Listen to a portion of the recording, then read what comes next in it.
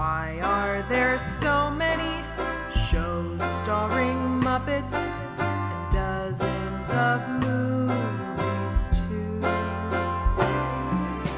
They said they'd watch everyone and they mean it.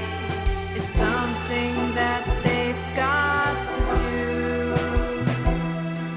So now they've pledged you a lifelong commitment.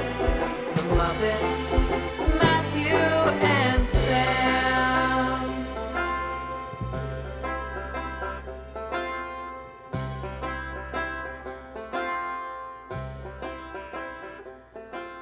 Welcome to Kermitment, the podcast where two friends have vowed to watch all things Muppets. I'm Matthew Gatos. Hi, Matt. I'm Sam Schultz. Oh, hello there, Sam Schultz.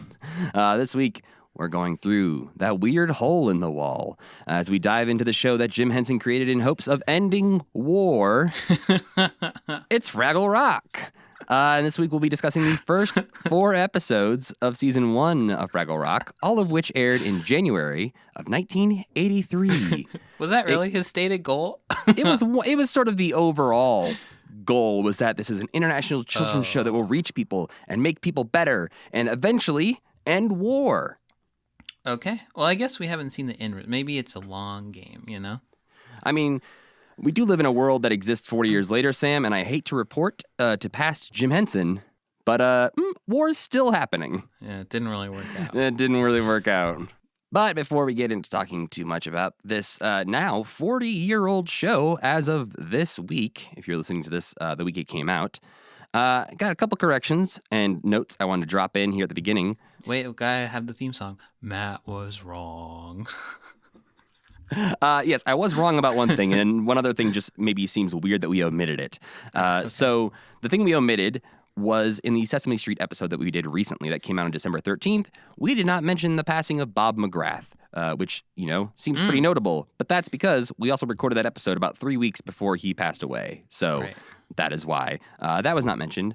The thing I did get wrong is that in that same Sesame Street episode at the very end, when we're talking about watching The Dark Crystal coming up, I was just completely talking out of my ass about the finances of that movie.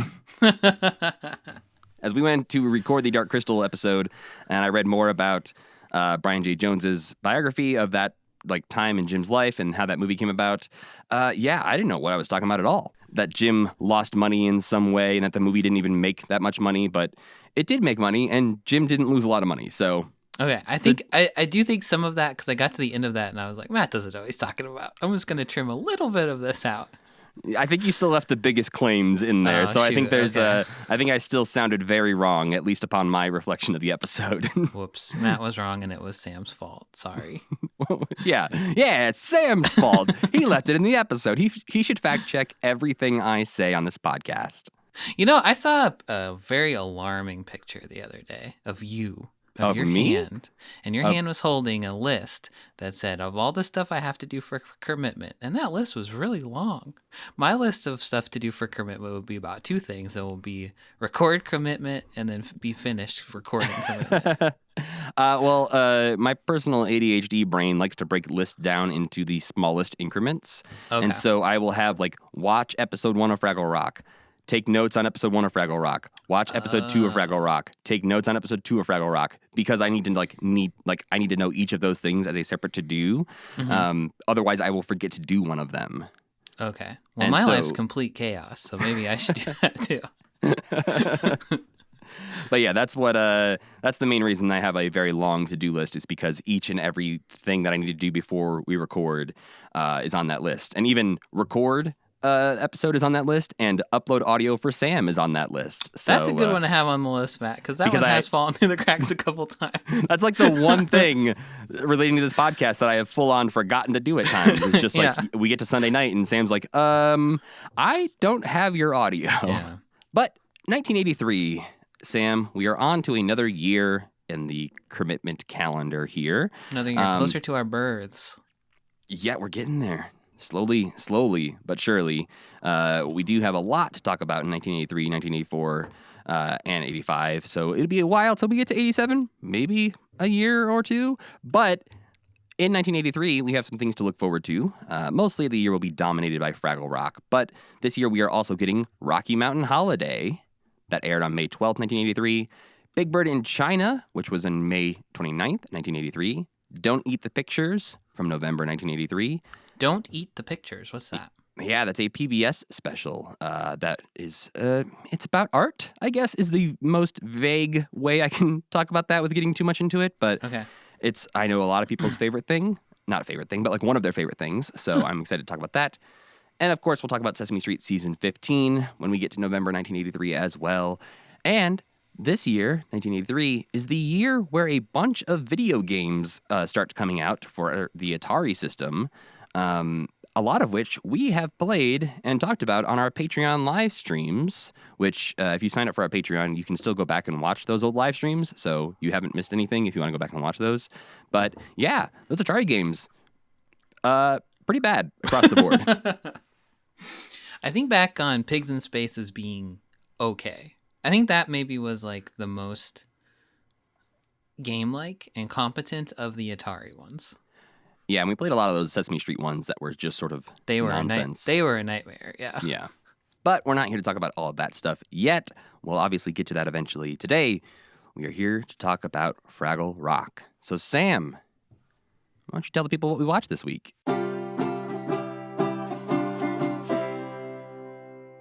Deep underground, there's a place called Fraggle Rock, and in Fraggle Rock, there lives a race of tiny, fun-loving, furry little guys called Fraggles. They mostly like to run around, play, sing, dance, and be frivolous.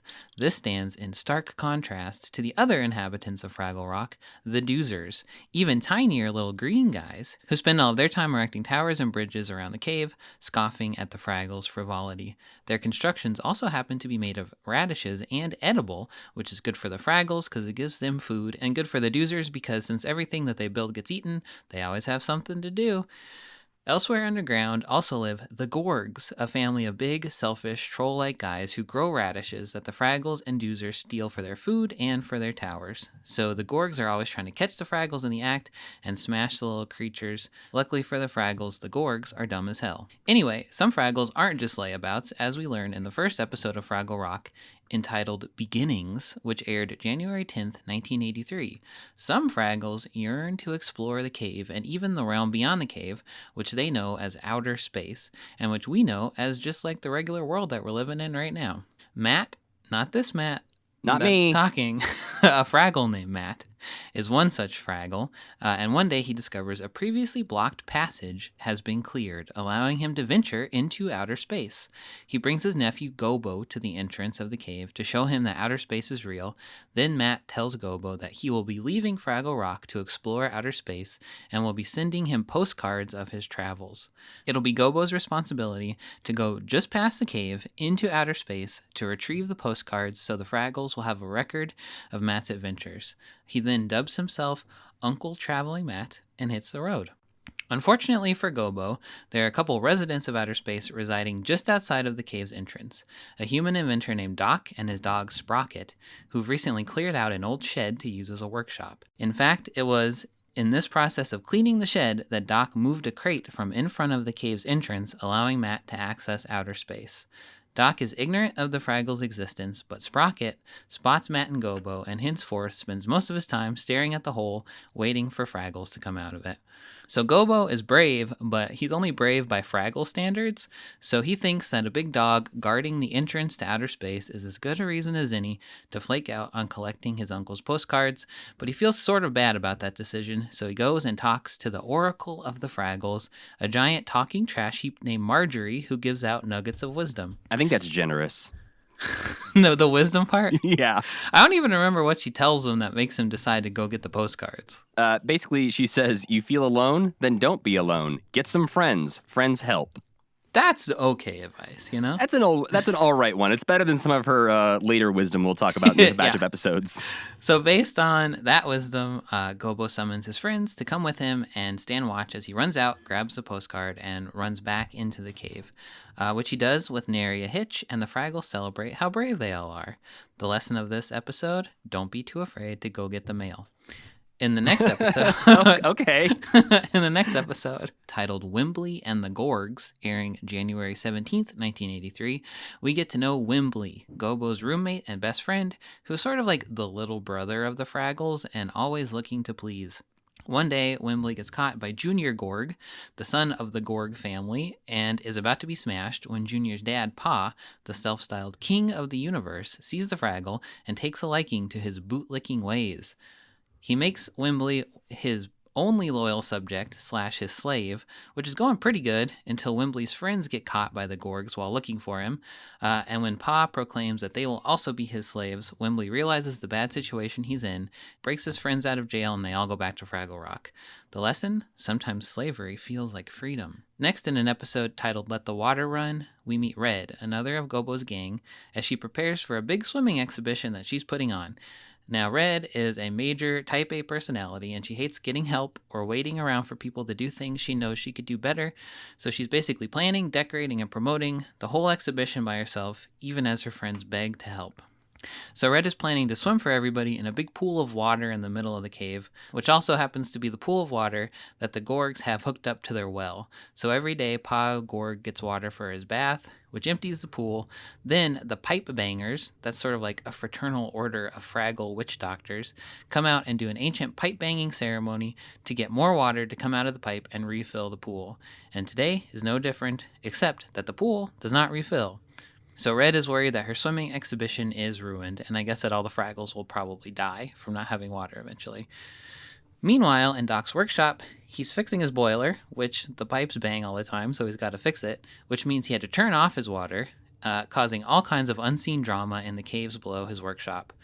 Gobo reads Uncle Traveling Matt's latest postcard, which coincidentally happens to tell of a human rain-making ceremony which involves using umbrellas to summon the rain.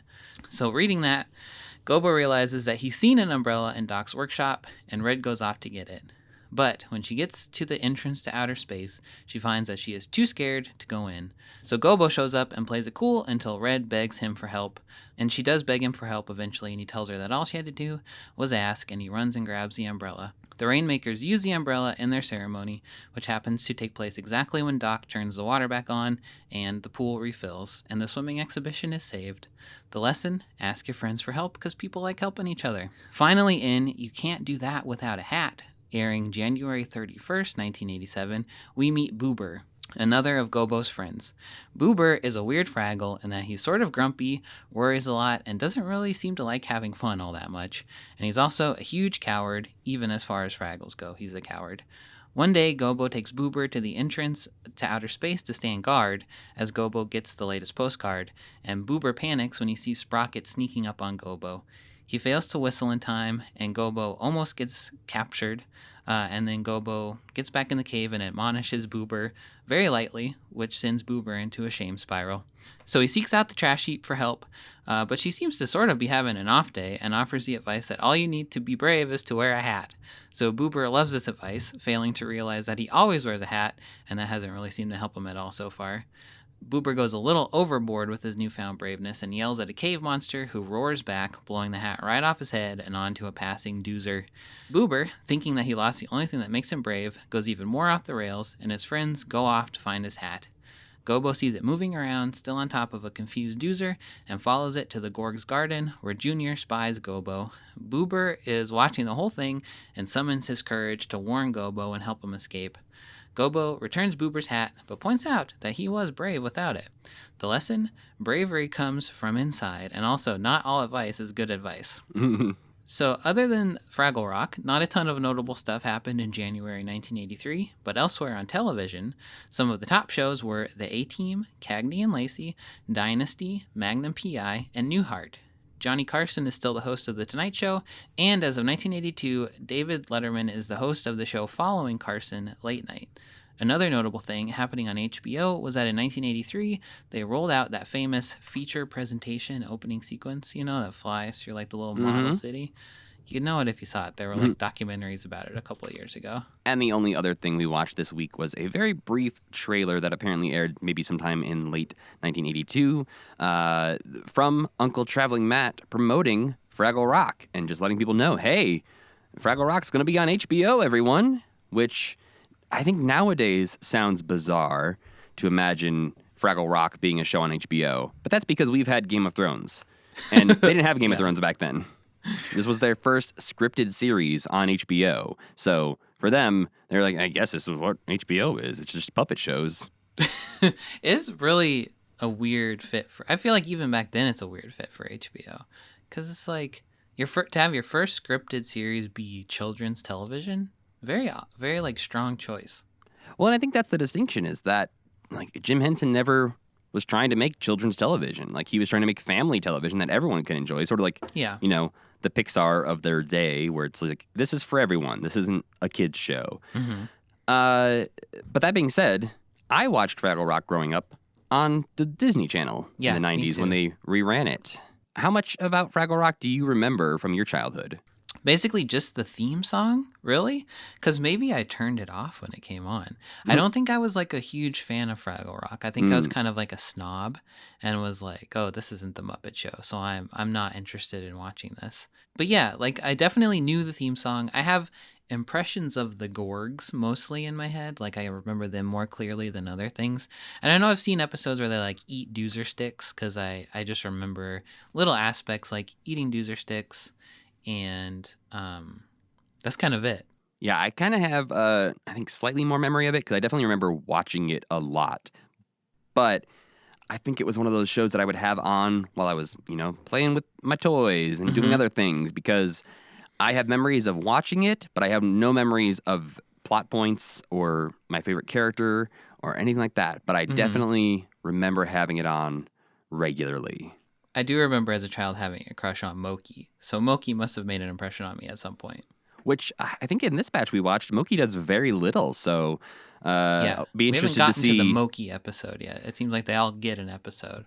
That's true. We watched 4 episodes, and so 4 of the Fraggle 5 have gotten some episodes. Yeah. So maybe Moki is coming up in the next batch we'll watch. Mm-hmm. Some production type of things that I wanted to get just mentioned here, since this is the first time we're talking about Fraggle Rock, and this is like some of these things we'll be referencing a lot going forward as we get through Fraggle Rock. From production notes, Doozers are supposed to be 6 inches tall. Fraggles, 22 inches tall. So far, you know, not too wild. Gorgs are supposed to be 22 feet tall. What? Which, you know, if you compare That's the true. mini Fraggles that they interact with at times. 22 inches is a Fraggle? Yeah. So if you take like 11 or however many, like of those mini Fraggles and stack them on top of each other. That's true. They are very tiny when they're out in the, but 2 feet tall, that's like a Robin height, right? Something like that. Oh, Robin's definitely smaller than 2 feet.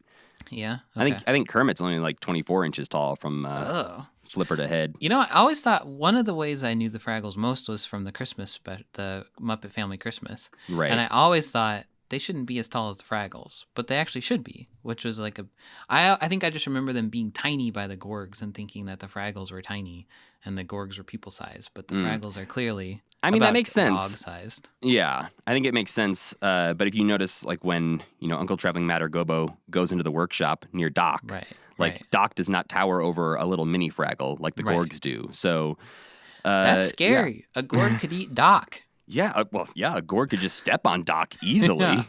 Ugh, that's chilling. Yeah, I don't want to imagine. I know they won't do this, but imagining an episode where a Gorg travels out to outer space and is just like 3 times the height of Doc.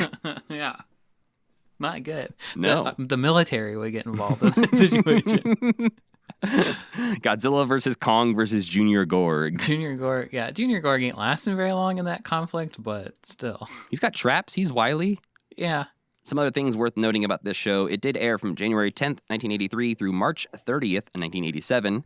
And the production behind this was really interesting, and I would recommend, if anyone's interested in that, read through the visual guide, because there's a lot in there that will fill in a lot of these gaps that I'm sure we'll have moments where we go, why was that this way? Or who was that person? And we won't remember or know. So those answers are out there. But some of the interesting things about Fraggle Rock in general is that the sets inside of the cave were modular, and so they were built so that the pieces of the cave could be moved around. And so, like, with 20 minutes notice, they would say, like, hey, we need another wing of the cave that they can wander down. It's like, all right, we'll just rearrange everything. And it looks like a brand new piece of the cave. Shine a different color light on it or something probably too. Yeah, add some random Muppets, filling out the creatures in this cave, and boom, good to go.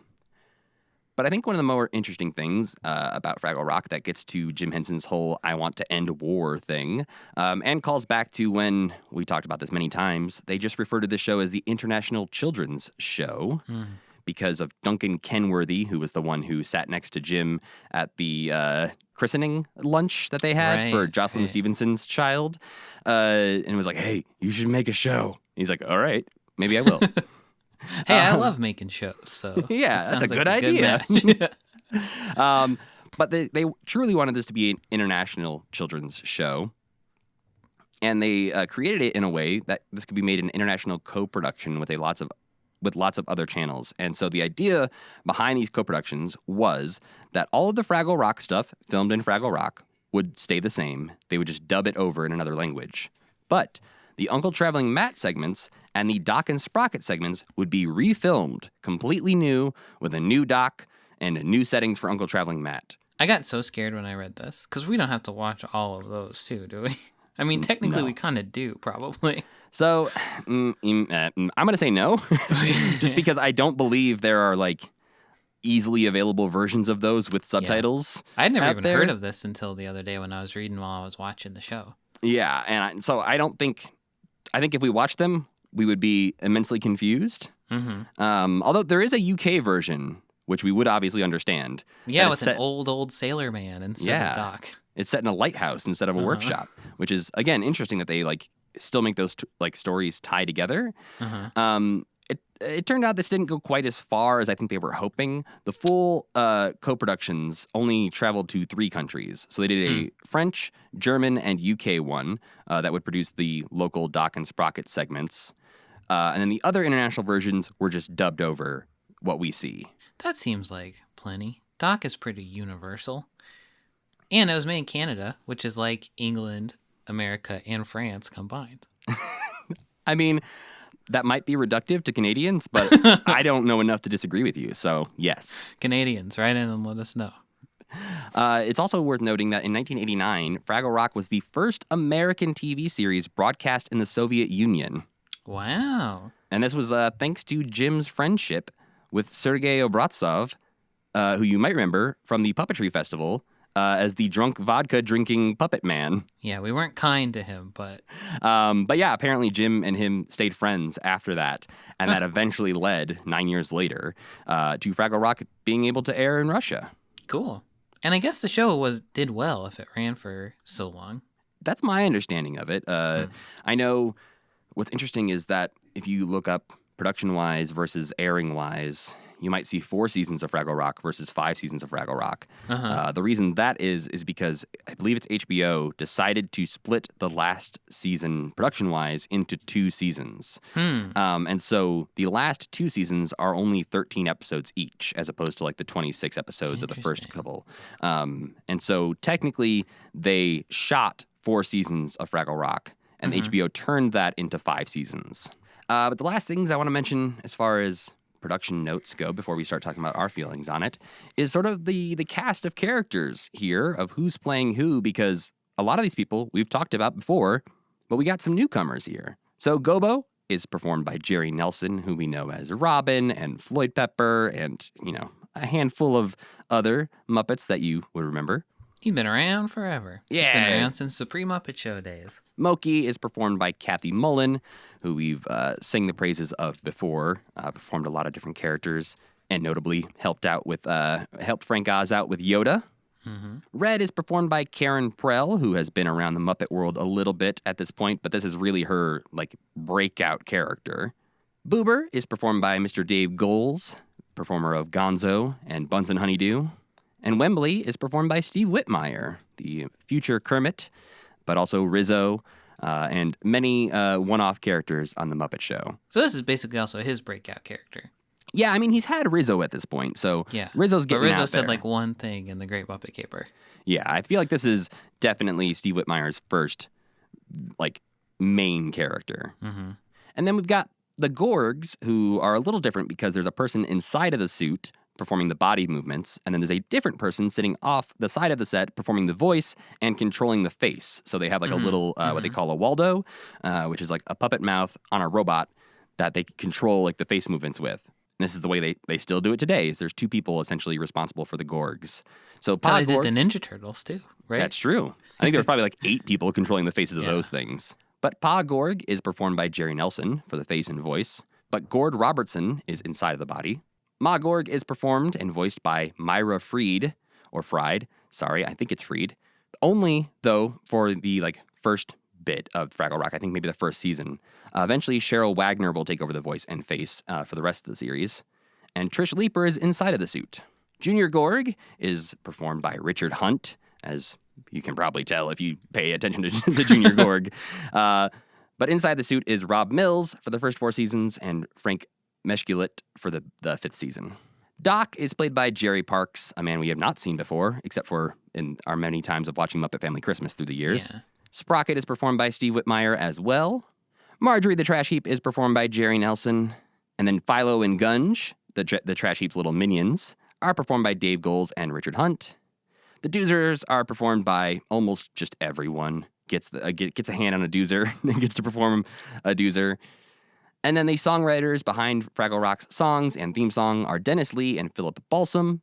And the creators of the show, just in general, are Jim Henson, Jerry Jewell, Michael K. Frith, the man who loves Miss Piggy, Duncan Kenworthy, and Jocelyn He does other Stevenson. stuff too. You know? Yes, he does a lot of other things. But early on in Kermitment, we reduced him to the man who makes Miss Piggy sexy. He just, one of the things he does the most is draw sexy Miss Piggies. Yeah. When he has a chance, he will make that pig sexy. I got 10 minutes. How sexy a Miss Piggy can I draw? The answer is very. Yeah. It's one of his top skills. But he also did design pretty much all of Fraggle Rock. So good job, Yeah. Michael. Yeah. So yeah, we did watch 4 episodes here. We watched the episode that called Beginnings or The Beginning, depending on where you see the title listed. Wembley and the Gorgs, Let the Water Run, and You Can't Do That Without a Hat. The first 2 are written by Jerry Jewell and directed by Jim Henson. The second 2 are written by Jocelyn Stevenson and directed by Perry Rosemond. Also, fun fact, weird thing, the Let the Water Run episode, the plot of that episode is pretty much the overall plot of season 1 of Fraggle Rock Back to the Rock. Oh. There's like an overarching plot? Yeah, it's very good the way they do it. Interesting. and- the water dries up and they have to learn an important lesson. Yeah, it's definitely different than this plot, but the same lesson is there of teaching kids about like how different people affect different people through their actions. Yeah. And it's a nice like slow burn because it's over the whole season. But so it's very well handled. But it was interesting watching this episode back and realizing like, oh yeah, this is 1-to-1 where they got that idea from. I got to imagine that in the newer one, it's a little bit more, like the lessons are a little bit more straightforward. I kind of feel like in this show, they're teaching lessons, but they're also kind of being like, these guys are all really stupid. So we're like teaching a lesson, but through the lens of these guys who are all just complete morons. Yes and no, I would say, because there are moments I found in this batch of episodes where a Fraggle would just drop a line where I'm like, oh, holy shit, dude. that's a lot right now. Like when Wembley and Gobo are just going to bed and like Wembley's just like, you know, I guess to some people slavery feels like freedom. That was definitely a moment where I was like, yeah, okay, Wembley got it. Nobody else ever gets it, but Wembley did indeed get it. Well, and like Gobo gets it a little bit as well because he's like, because then Wembley says, I didn't realize what they were trying to do to me until they tried to do it to you. And Right. Gobo's like, that's how you know who your friends are. Yeah. Yeah. Gobo's the smartest Fraggle by quite a wide margin. But also kind of a dick. Yeah. He's got a jockey kind of personality. Yeah, like there's times where he does something wrong and he doesn't really apologize at first. He's kind of just like, well, yeah, whatever, you got in my way. Like, oh, your books fell on the floor. Whoops. They shouldn't have got in the way of my hand. But I think my overall thought on Fraggle Rock so far is 1, it's great. But 2, I am very excited to watch the rest of this because the characters already feel more consistent than The Muppet Show. Yeah, definitely. Then the Muppet Show, like 4 seasons in or 5 seasons in or whatever.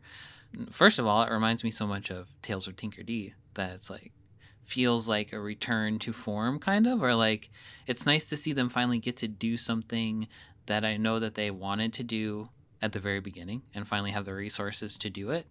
But yeah, it's just like so freaking cute, and the setting is so solid, and it's not a variety show, so there's more time for characters to grow.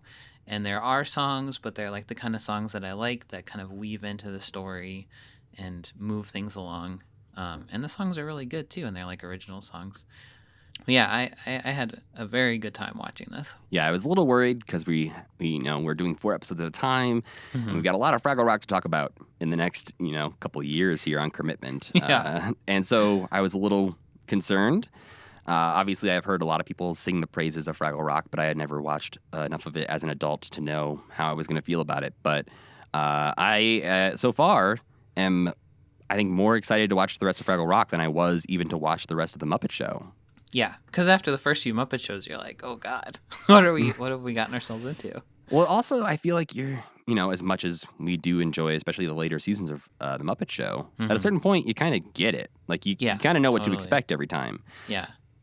But with this, I feel like, especially some of those lessons that come out of left field, and sometimes I think seeing these complicated characters who are sometimes mean or nice, but not in the random way that, like, sometimes in the Muppet Show you would see Miss Piggy be best friends with Beauregard, and the next episode she's like, "Who is this man?" Right.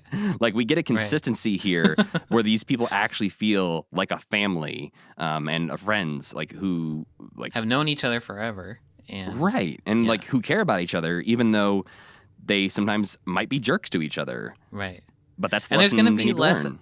and I think there's going to be less of like what you just said of like, well, how does that connect to that? And like they knew each other, like they went through the Muppet movie in this episode clearly because Gonzo's mentioning Muppet movie stuff, but in this episode it's like these two characters have never met who did know each other. I think there will be less of that too, which I hate that kind of stuff. Well, and I think Fraggle Rock also spends its time filling in a lot of those holes, and telling a lot of backstory of where Gobo got his name, or what is Uncle Traveling Matt's deal, or like when did Wembley and Gobo become friends? Like, a lot of these things get answered eventually. Cool. And so I'm excited to watch a consistent story being told over the course of 4 or 5 years by the people behind the Muppets, because I enjoy their writing, I enjoy their characters, but there was something about the randomness of the Muppet Show sometimes that did leave us a little frustrated. Yeah.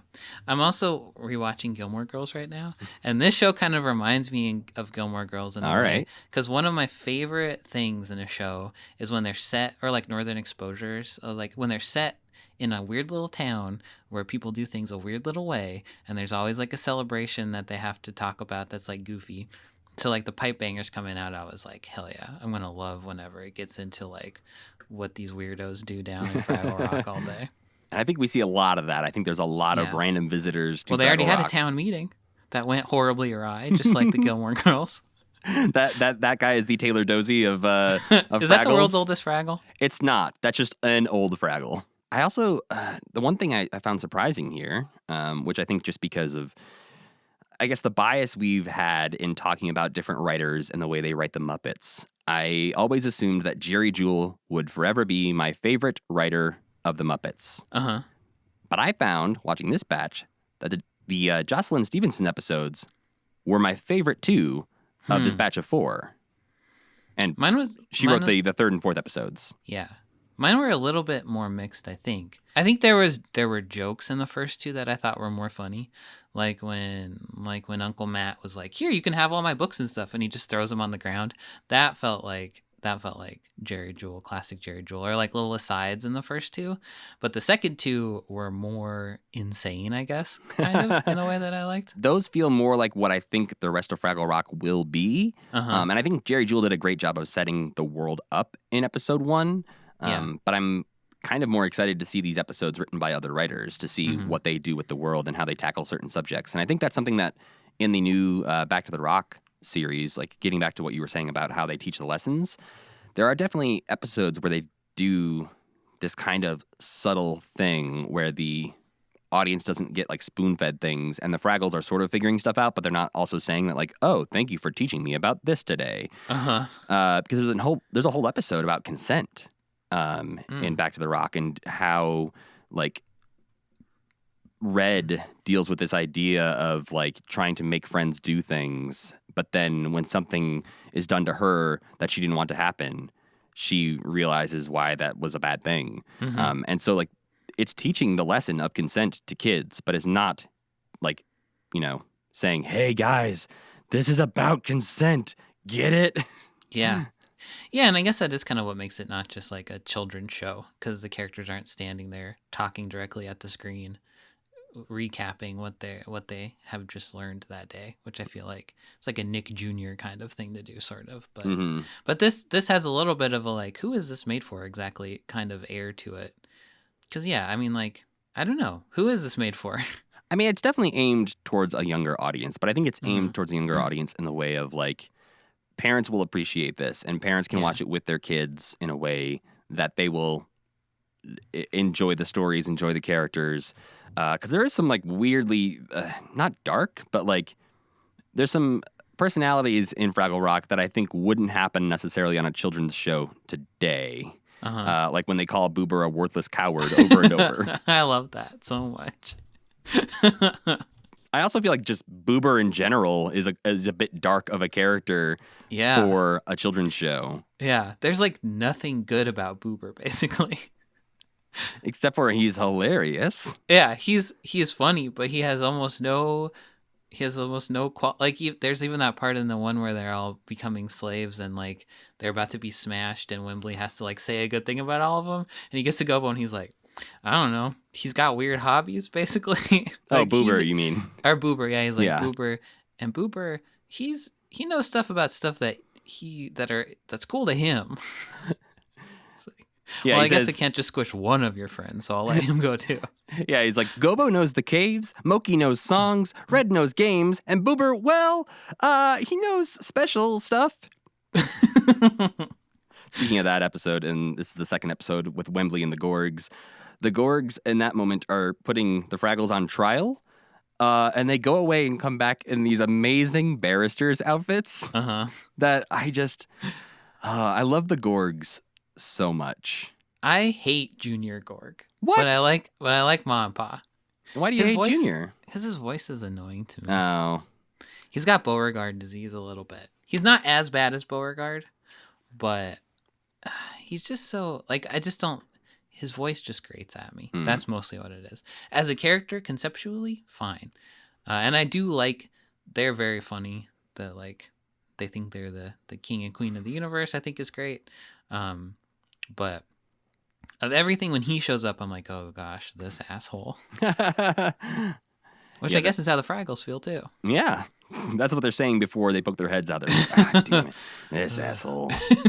I feel like Philo and Gunge are definitely calling him an asshole behind his back. I think also I hate, like Baby Huey. Do you know who Baby Huey is? Yeah. Like that sort of, like we've talked about this before, like that sort of like baby-fication. Thog. He's Thog, yes. basically. Yeah. Baby what? What did you gonna say? I was going to say babyification. So definitely a word. Yes. A big, huge baby man. I hate a big, huge baby man. Yeah. I think when it feels like an adult acting like a baby is what you tend to dislike in characters. Versus if it felt like a real giant baby, maybe not as bad. But when it feels like... maybe scary, but not as bad. I mean, he is 22 feet tall. Yeah. Isn't Baby Huey like one of the most cursed things that humanity's ever created, I feel like. A giant duck man acting like a baby. Yeah. At least Junior Thorg doesn't wear a diaper. Gorg. Thorg. The combination of things I hate the most. Thog and Gorg. Thorg. Yeah. Also, the baby of Korg and Thor. Oh, that would be cute. Yeah. Very strong. In this batch of episodes, Gobo still doesn't look quite like Gobo. We talked about this back when we saw Jim Henson show off the Gobo puppet on the CBC. Back then he was wearing like a blue cardigan. Now he's wearing a purple cardigan. And still looks a little off. But they will fix that pretty soon, actually. Just after the first 12 episodes they filmed, they went and were like, all right, we got to fix this guy. This guy needs some eyelids. Yeah, and a vest. What do you think of Uncle Traveling Matt, though? I love Uncle. So one thing I kept thinking was, I don't really miss Jim and Frank in this. Like, one of my favorite things about it is that the people who don't get as much of a chance to shine get all the chances to shine, and also that their women get to be Muppets now.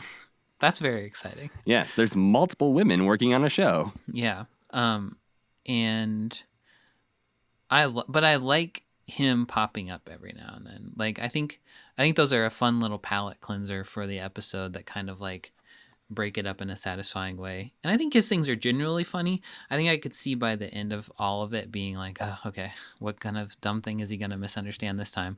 But like the one where he gets the donut, I thought was pretty good. And his name is so funny that that's always gonna get me too.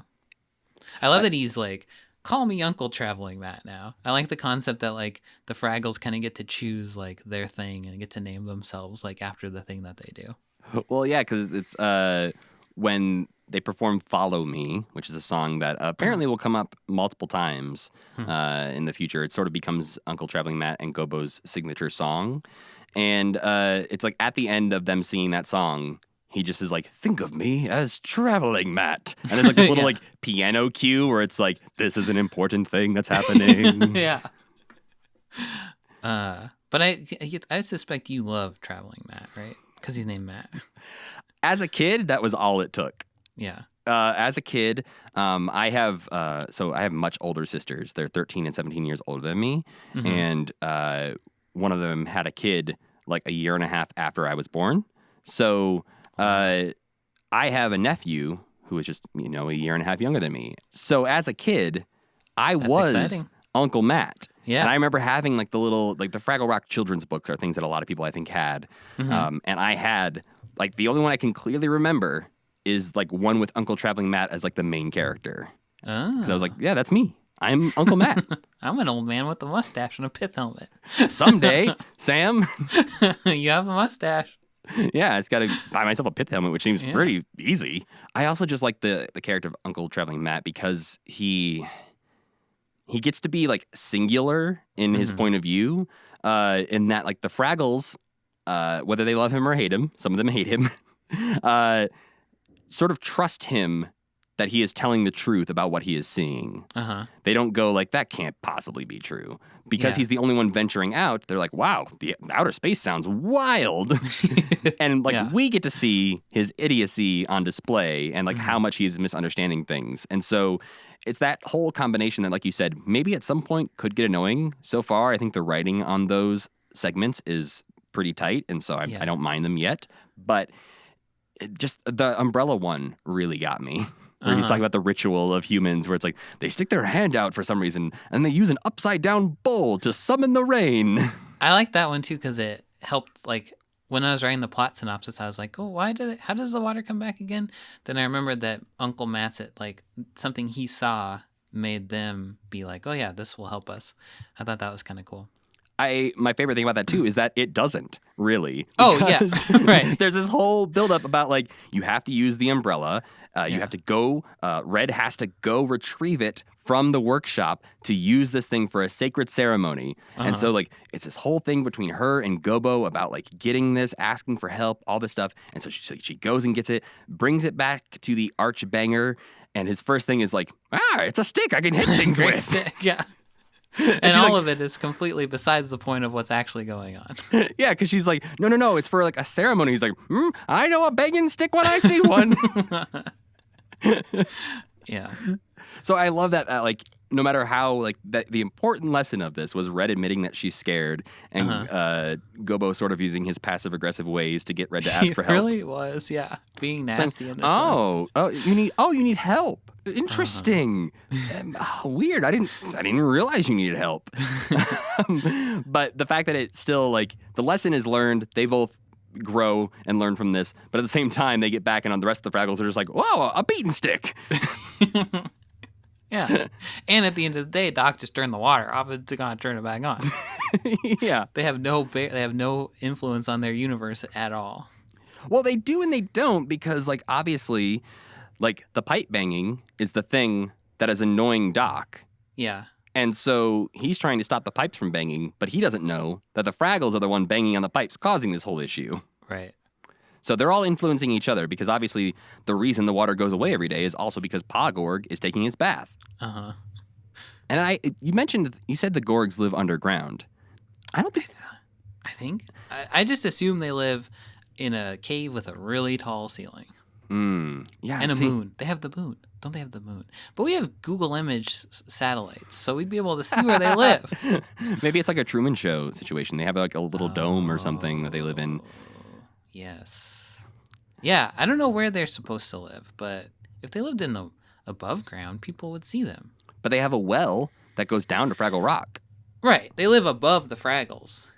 I just think it's like a Hollow Earth theory, maybe.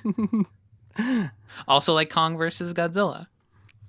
They live in the Hollow Earth. All right. Now, The moon. I mean, yeah, there we go. The moon is the center of the Earth. It's the ball of magma. That's it. Solved it. Yeah. Look at that. We solved Fraggle Rock in Any our other first episode stupid about Fraggle Rock. questions, Matt? No, I really don't know where they're supposed to be living. I suppose they are supposed to be living above ground, but it just doesn't have the vibe of like the real world, I suppose.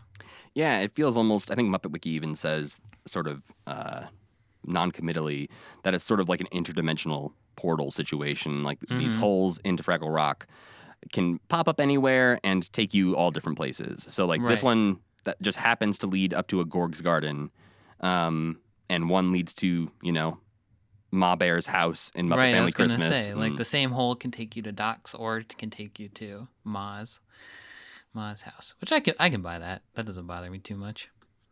One of the other things I loved about that umbrella postcard segment is how incredibly soaked the Uncle Traveling Matt puppet gets when he's out in the rain. Like you see it slowly like soaking into his fleece, and like the puppet's just getting like darker and darker in color as he's just like becoming heavier and heavier. They're not shy about throwing the Fraggles into the water in this at all. They're also not shy about just like throwing the Fraggles. Yeah. Like in the theme song, we see Gobo get tossed by Junior Gorg and like bounce off the well before he falls back down into the Great Hall. Yeah, and something maybe I would take another take of, to not see Gobo just completely smash his head against that rock. Well, even later on, we see Red, when she finally gets the water into the pool and she's going to jump into it, she misses and just lands face first on the rocks and is apparently fine. Indestructibility is a quality of a Muppet, though. I felt like, but it feels a little bit weirder with a Fraggle for me. I feel like they have a little bit more like built in. They're more in touch with with their they're like Muppets that don't even know they're Muppets. They're just Muppets who think they're like any other animal, basically. Yes, I think we have to view them as like a different species than Muppets, because I do think, Kermit sometimes acknowledges that he is a puppet, but I don't think we'll ever see Gobo. They're ever going to, No. I mean, speaking of all this, one of my favorite things was in the very first episode when Gobo is reading the writings from Uncle Traveling Matt, and the way he describes Fraggle Rock. He says, "The center of the universe is, of course, that marvelous land known as Fraggle Rock. It is thus called because it is a rock, and Fraggles live there. Fraggles are a noble race, fearless, dignified, intellectual. They represent the very pinnacle of civilization and culture." And while they're doing that, they're showing off the Fraggles running into stuff and just like swinging from the ceiling and falling down and doing all sorts of just, fun Fraggle things, because Fraggles, they don't really like responsibility that much. No. I would love to be a Fraggle. It looks so fun down there. You don't want to be a Doozer? A Doozer would also be fun because it looks like playing with Legos all day. I think we're going to get some good insight in the next batch of episodes into the Fraggle-Doozer relationship and how they all view their work weeks. Yeah. Doozers are like unbearably cute to me also. I like almost can't look at Doozers. Yeah, no, they're adorable in the way they move, just like their little tiny stubby legs. Just little robot guys. That's another thing. There's so much remote control stuff in this that looks kind of weird. But also surprisingly good at times. Like the Doozers at times, I'm just like, I don't really know what's going on there or how they're doing it, and it's incredibly impressive. So good job, Faz Fazakis or Foz Fazakis. I always say your name backwards. But sometimes in the background, there's a Fraggle who's just going like, meh, meh, meh, meh. It looks like you're on Splash Mountain or something. There's sometimes like 4 or 5 Fraggles seemingly like nailed together that are just like swaying in rhythm back and forth. Yeah, those guys are creepy. What were your initial thoughts on Doc and Sprocket? I guess specifically Doc. Sprocket's just kind of a dog that is good, but Doc has a little bit more to him. Does he? I feel like Sprocket has more to him than Doc. Doc is almost Fraggle-like in that he is just, and this is another thing I love when characters are so defined by just like the job that they have arbitrarily chosen for themselves, that he is so defined by the fact that he is a tinkerer. I really like that he's an inventor. But he, so far, seems much dumber than Sprocket to me. That is true. Sprocket knows what's going on. I also love that Sprocket gets mail, and it's like, yeah, he is a Muppet. Like, it seems so clear that they exist in the Muppet universe because he is a dog, but he's a Muppet dog, and everybody's just like, oh yeah, of course he'd get magazines and all that kind of stuff. I love Doc and Sprocket just because they're so much like the Tinker D. He was a tinkerer too, wasn't he? In Tinker D, or he was like the gate guard. What was he? Yeah, he was a like, fix-it guy. Yeah, because that's the land of Tinker-D, because that's like the two Right. specials. There's Tales of Tinker-D, which is the Tamanella like princess one, and then there was the land of Tinker-D, which is like the guy who fixes the king's watch and has the pup hanging out with him. So that one is the most like similar to Fraggle Rock, and like, hey, we have a tinkerer and a dog hanging out. Right. And then they're going to throw to some kind of imaginary world where an adventure is happening. I think that a combination of a human and a Muppet dog is always going to be my favorite thing in the universe. So, Could you imagine though if Sprocket talked like Jim Henson, like like back in the land of Tinker-D, where he just like had full on. Was that was Rufus? That was Rufus. Rufus happened first, and then Muppy came and took the throne from Rufus, and then they both just Rufus. disappeared. Yeah, Rufus, top tier Muppet of all time. But I think I like Sprocket not talking because I don't know. He's just so good at emoting without having to talk. I think it's okay. Yeah, no, I think that is something that will continue throughout the series, and they do a really good job of in Back to the Rock as well. Of like Sprocket's pretty much a person in the way he responds to things. And yeah, he did get mail. He gets the Kennel Collection magazine, which apparently Doc says Sprocket just likes it for the cute models. Yeah.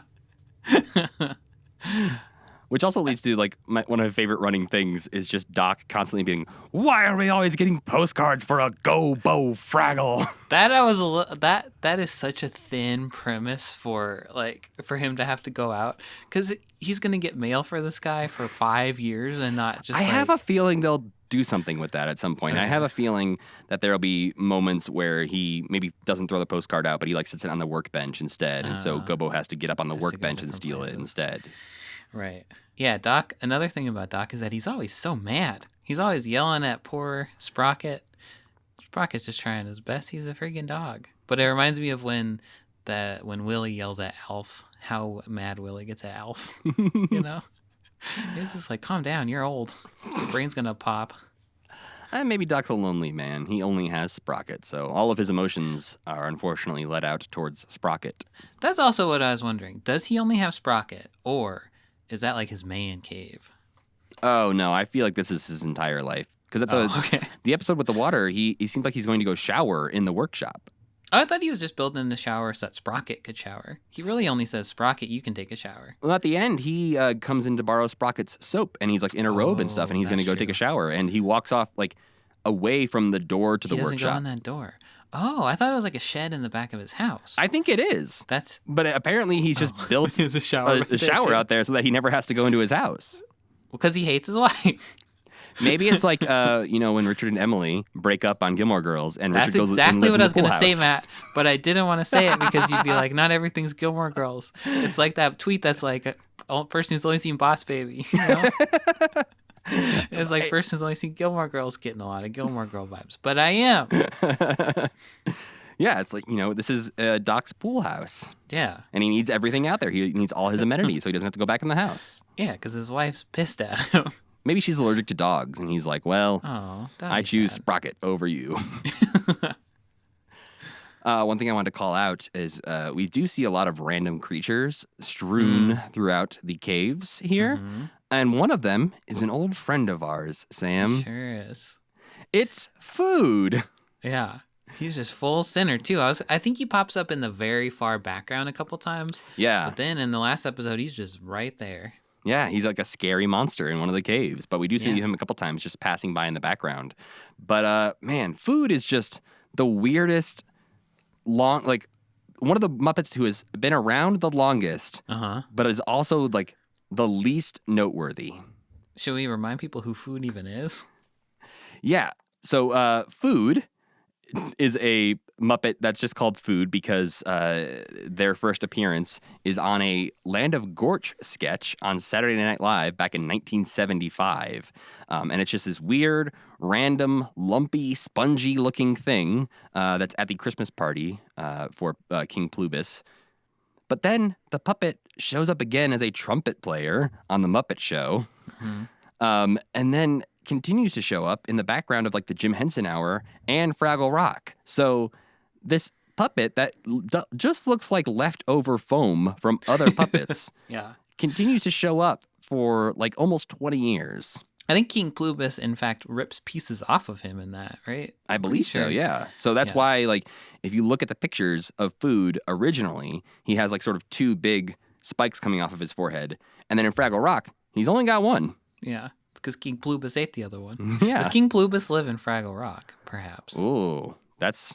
Could all be connected. I mean, it seems like a somewhat similar world, but he has much more like Gorg energy to him. Like I could see... that's like, what I meant. Like in that other realm. I could see King Plubis and Pa Gorg being like poker buddies. Yeah, that's true. They get together and complain about their wives together. That sketch, that Land of Gorch sketch, I think about a lot because I think that was the best one, where he's having the bad Christmas party and Candice Bergen comes and sings with him, I think, and she's like, I'm going to the bees party. You guys want to come? That's so fun. Well, I think that was also, I feel like that was maybe later on in the run, right, where they were things kind of were like falling apart a little bit. Yeah, they're like, okay, we're on our way out. Let's just do whatever we want. I think his party sucked because like everybody hated him. I think they were like, the beast stole all of our thunder. Do you miss Jim and Frank really as main people? I don't. I do love the idea that other people are getting to shine, especially Dave Goelz, who I feel like has sort of obviously been there for a long time, being like Gonzo and Bunsen, but and Beauregard to a lesser extent, but hasn't really been able to like stand out. And he gets to do a lot of characters throughout this and show like he's got a really good range too. He sounds like he can make himself sound so much like Frank that there was a lot of times where I was like, is that Frank? But I don't think Frank was even in the show at all, was he? No, I don't believe so. I don't think Frank Oz ever shows up. And Jim Henson shows up from time to time. But yeah, I don't think Frank ever does. Right, because Jim is the leader of the Fraggles or something. Or no, he's like, what's his name? He has Cantus, who is like this wise sage that comes around. And he's also convincing John, who we'll see in the next batch of episodes. And I think it's maybe a little bit more Guy Smiley-ish than your typical Jim character, but I don't actually know that. Who plays is Dave Goelz Traveling Matt too? Yes. So he's Uncle Traveling Matt. He is Boober. He is Philo and Gunge. So I feel like he really gets to show off his range in Fraggle Rock. Yeah. And Jerry Nelson doesn't show off as much range, but gets to be just like the emotional center in a way that really works for him, I think. Oh, yeah. And I like that very quickly. It doesn't seem present in the first episode for some reason, but very quickly, Jerry Nelson's like, yeah, Gobo's Canadian. I have that written down. That was something I was going to ask about. Like, is Jerry Nelson Canadian? I don't believe so. Okay, because he just like adopts like a boot kind of like thing. Well, he says after multiple things. He's like, let's go Yeah. And so, yeah, I think that was definitely a strong like choice to make Gobo Canadian because he still has that up to today and Back to the Rock. John Tartaglia still performs him with that. He does that still. Interesting. And so that's just the thing for Gobo forever. But I think what's weirdest about it is that he doesn't seem to have that in the first episode, the beginnings. But they didn't film that one first. They filmed that one like 10th because they wanted everyone to have a sense of their characters before they got to sort of the pilot episode. And so the first episode they filmed is actually one we will watch next week. And so, yeah, it'll be interesting to see sort of how that one feels compared to the ones we've watched. But yeah, this first 12 episodes, they just sort of like shot them in a completely different order than they ended up airing them. That makes sense. I feel like something happened that made me think that was the case, but I cannot remember what it is now. There was just some characterization that was different. Maybe he just didn't have an opportunity to say A in that one. Yeah. he does get a chance to say one of my favorite lines. I wrote down a lot of lines from these episodes that just like made me like pause or laugh out loud because I didn't. They came out of nowhere and I didn't expect them. Because in the first episode, it's the one where like Gobo's kind of afraid and he needs his friends for help, but he's not really sure how to ask or what to do. He's looking sad, and Moki comes up to talk to him and just says, there are times when one must work out one's own problems, and walks away. And Gobo's like, well, when you're wrong, you're really wrong. I could really use some help. Yeah. But she's already gone by that point, so... I think I find the Fraggles very relatable in that they are always looking for a reason to not do something. I suppose that's everybody, probably, huh? I mean, especially Boober, though. Yeah.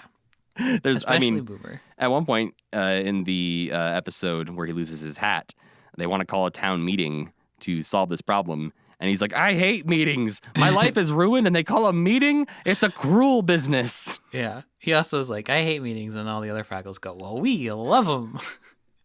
And their meeting is so funny, too. Because this episode was so wild. Because it's so, like, it's almost like... nihilistic or something, because Boober has this problem and nobody gives a shit, because Boober, I guess, just always has problems. So he goes out to the trash heap and she's like, oh, you want me more brave? I don't know, wear a hat, I guess. And up until then, she is kind of reliable. Like, she gives good advice a couple times, but then that time she's just like, frankly, today I can't be bothered. And then when they call the town meeting, they're like, let's look for his hat. Well, first place we should look, the pantry. And then they're just singing a song about food while Boober's just standing there like, but my whole life is falling apart. Well, they also, too, the old Fraggle who's running the meeting is like, all right, we're here to talk about finding Boober's cat. And they're like, hat. He's like, whatever. Yeah. It's so amazing. It's just like he's trapped in hell. Well, yeah, and they're singing that pantry song, which is very... annoying. Well, it's also very interesting because it does show that it's like the Fraggles are just ready to do anything, but they're all impulse. Their first thing is just like what they're going to do. So it's like, hey, we're going to look for Boober's hat or cat. Maybe, where do we think it is? Pantry? All right, everyone to the pantry. Yeah. And so that part also reminds me of another fictional, like The Simpsons. It feels very much like when the Simpsons all get together like on the town square and just like go off on completely the wrong direction. Yeah. But during that song... They sing about pears, chicken chop suey, and stromboli. All things that I would not assume Fraggles would be familiar with. Yeah. Maybe they live just like, it's almost like Grouchland or something. Lots of trash ends up down there or something like that. Because I was wondering how Uncle Traveling Matt eats. I imagine he probably just pulls food out of the trash. And he got a donut. But he didn't get to eat it. That's right. The dog ate it. He accidentally got a donut. That's and then true. The dog ate it. Oh my God, I love this world so much. I love that. Yeah. He's like, I found a treasure. It was shiny. And so I went to show a man. And for some reason, he took it from me. Yeah. The way he gets the treasure, he's just sitting at the table in the lay. It's like, you need this more than I do. You're fucked up looking. Oh, man.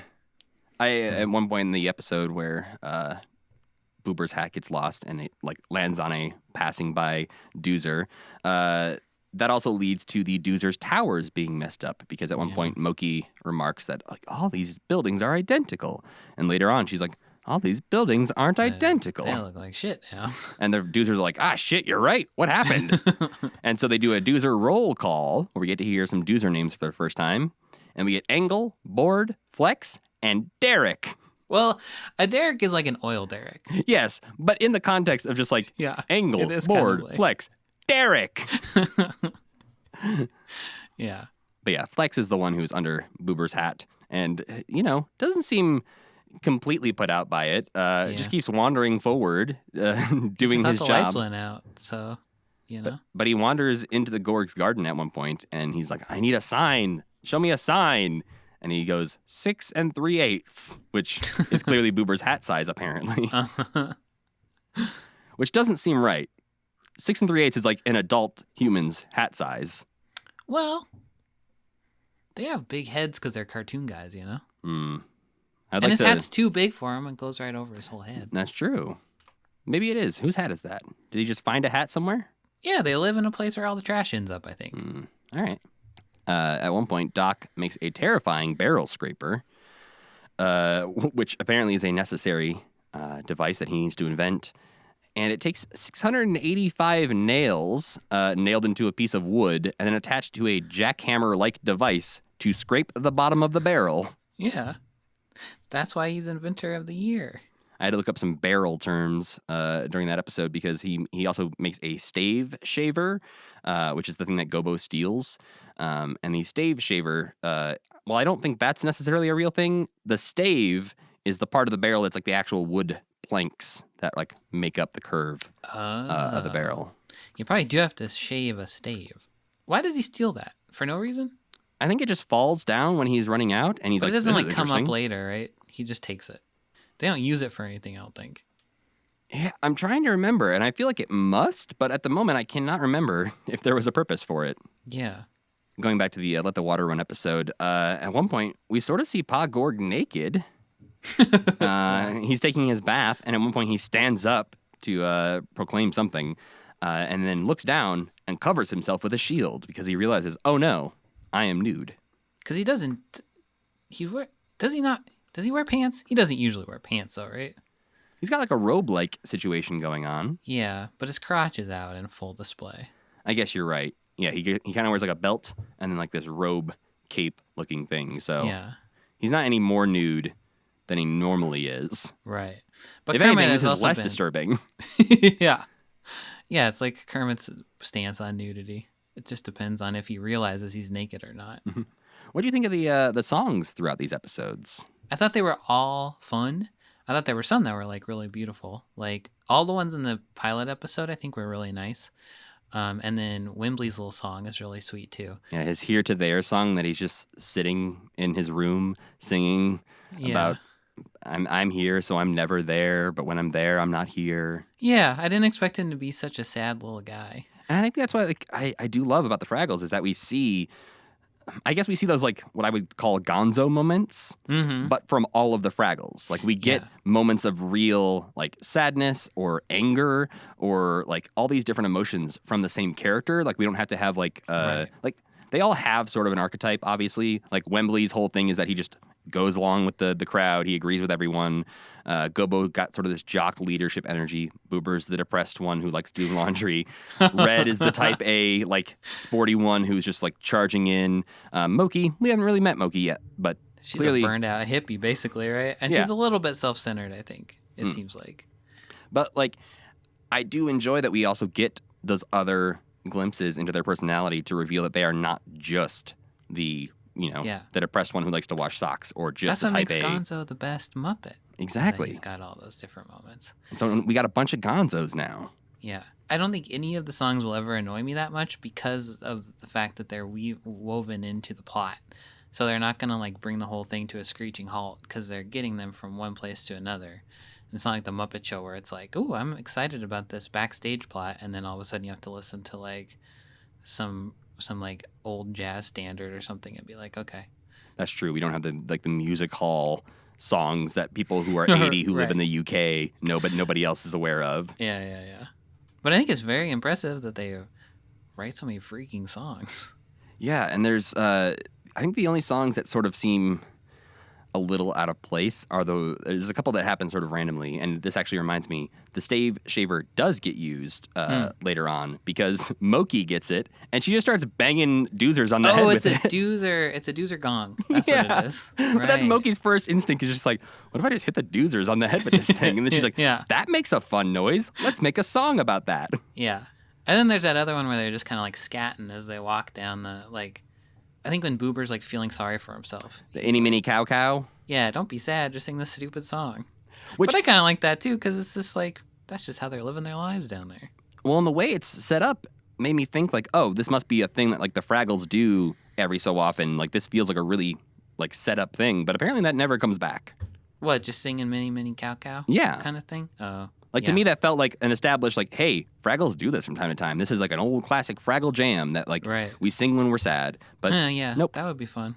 There is a song at one point that is a little randomly placed. It's when they get trapped by the Gorgs and they're just hanging out and they sort of sing like a Jailhouse Rock inspired. Oh, I like that.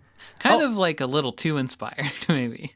In that, Christopher Surf writing a Beatles song for Sesame Street, kind of just Yeah. skirting the lines of copyright infringement. Yeah. But notably, this is Fraggle Rock, a song that will later be performed by Foo Fighters in Back to the Rock. Wow. Are they Foo Fighters as Fraggles? No, Uncle Traveling Matt goes to a Foo Fighters concert. And at the end of the episode, they perform Fraggle Rock. What?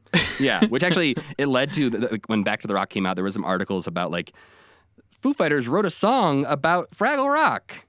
And everyone was like, That's a cover. well, actually, that's an original Fraggle Rock song. That's funny. Yeah, but yeah. He's just like you. Like me? Yeah, you go to a Foo Fighters show, I feel like, right? You're not wrong. I never have, but I would. And you'd say, sing a song from Fraggle Rock.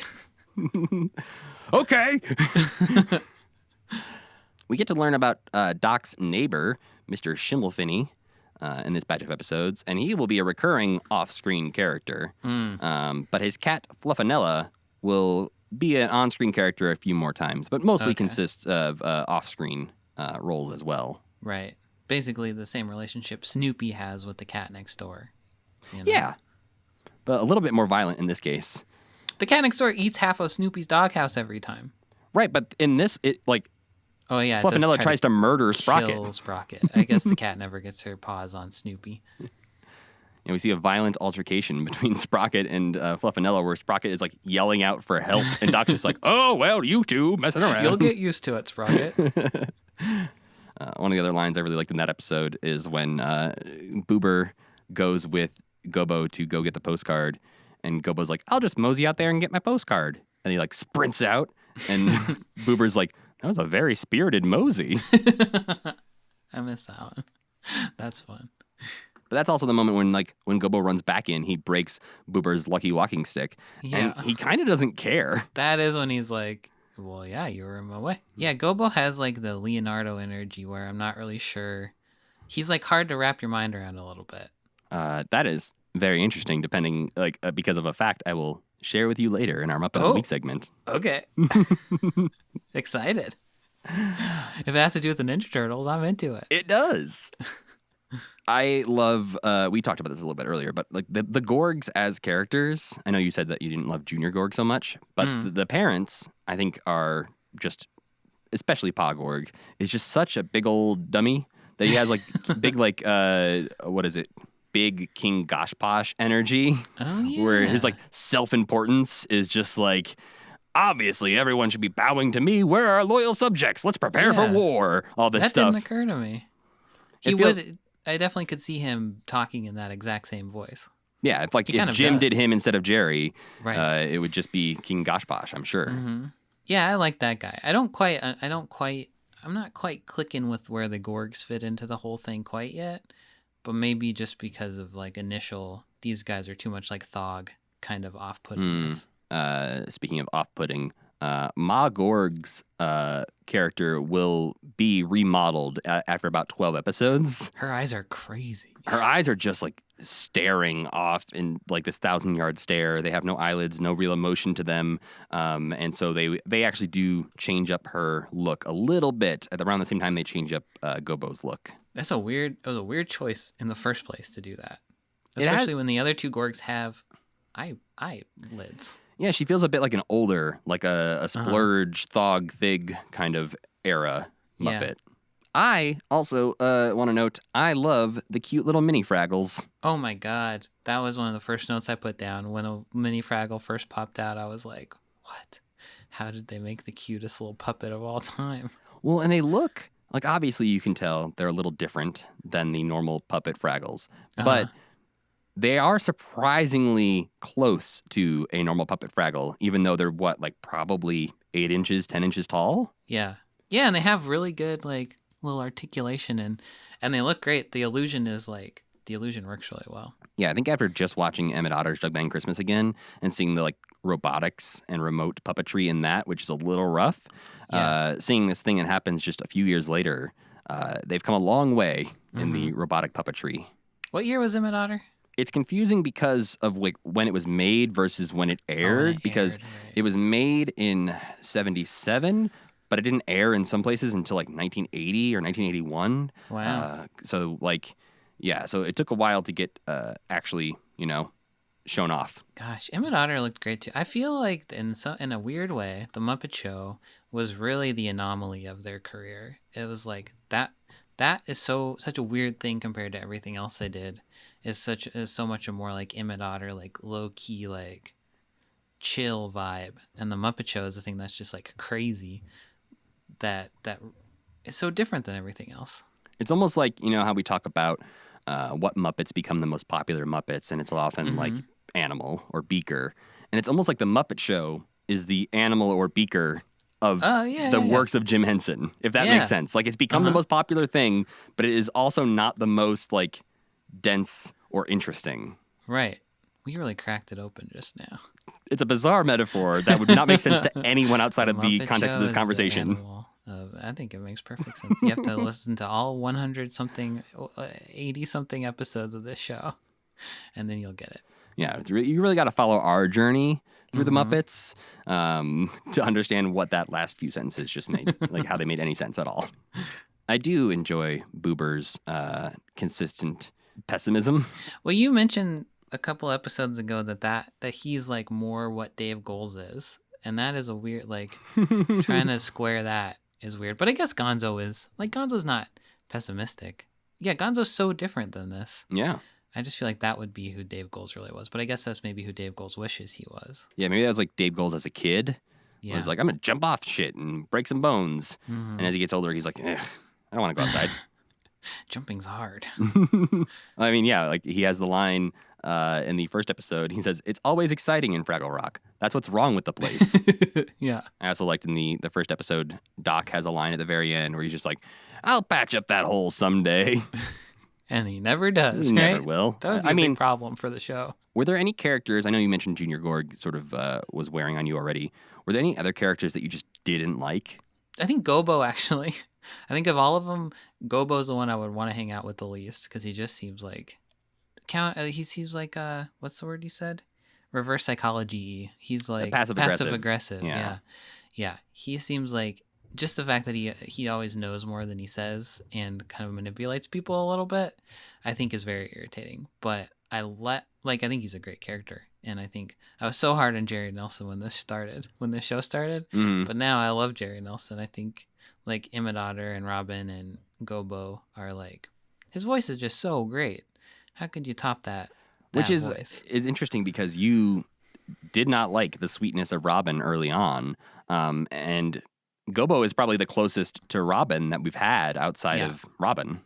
I think the Robin had more than I was expecting, and Gobo has like just a little bit of nastiness, like that little nasty side to him, where he's only kind of pretending to be sweet to a certain extent, which I think makes him interesting. Yeah, I'm assuming he'll have to reckon with that at certain times of his friends being like, hey, dude, you're being a dick. Right. We need an episode where Gobo has to learn a lesson, I think, before I can start being on his side a little bit more. Because you learn how to be brave, but they all kind of are always learning how to be brave. His personality so far, everyone just thinks like, oh, Gobo's so great. I think Red might be one of my favorite characters at this point. Oh, interesting. Partially because she immediately is done with the Uncle Traveling Matt postcard segment. Like, the second time Gobo goes to read it, she's like, you're not going to read us one of those dumb things again, are you? Yeah. My uncle's in outer space. Come on. Yeah, we've all got uncles in outer space. But I just I think because she seems to have the most to learn, I think that's interesting to me, and so I feel like her character. That's true. I think if I was, maybe just getting into this show, not knowing anything about it, she might rub me the wrong way. Like if I was just watching this show for the first time in the 80s, I'd be like, oh, that character's a little bit much. But because I know what this show is and that it's teaching lessons, I know at some point we're going to have a lot of episodes of Red learning lessons and learning to care about the people around her more. And she also has a really, really good flying fish costume in her swimming extravaganza. Yeah, it's kind of hard to hate any of them. I think the Gorgs venture farthest into baby show kind of thing, like kids show kind of thing. So I dislike them a little bit more, but you know, up his own ass king is always funny. So What do you think of Wembley? We haven't talked about him too much. Wembley, I don't quite have a grasp on either. I think the thing I most knew Wembley from is from Jim's funeral when he sings the Wimble song. I think I always thought Wembley was like the Michelangelo, where he was like crazy. The but he's party not dude crazy. in his Hawaiian shirt. Yeah, but he's not really a party dude. He's kind of like the little tiny shy guy, which has surprised me enough because it's a Hawaiian shirt, screams party dude. To surprise me enough that I'm interested to see like what his deal really is. But he's just like the little guy, right? Yeah, and I think we see a pretty good sign in the second episode of, I think, what Wembley becomes a little bit more of when he is just agreeing with every single thing Gobo is saying. Yeah, And he's like Fozzie Bear basically. yes. He's second banana status. Yeah, and Gobo says, it would be hard to have an argument with you. It kind of freaks me out when his eyes move. He does have a good eye-rolling mechanism that he uses a lot during Red's I Can Do It On My Own song, where he's like... Which is a little surprising, because you'd think he'd be like, yeah, you're great, Red. But the fact that he's like, this asshole. But it looks like too real, kind of. Like, Muppets their eyes shouldn't be able to move like that. Yeah, it is one of those things where you look at it and you can't quite figure out exactly how it's happening. Mm-hmm. Yeah, it's just because the other Fraggles don't have it, it's really noticeable. I did enjoy in the Let the Water Run episode, there's a moment when Gobo's going out to get his postcard, and I believe it's Wembley who says, "How are you going to get it, Gobo?" And he says, "Like a thief in the night." So I think like the writing in this just feels really tight. Like they get to include a lot of good jokes. Like it's not just like lesson, but it also is lines like that feel a little bit closer to things like Grover would say on Sesame Street. Yeah.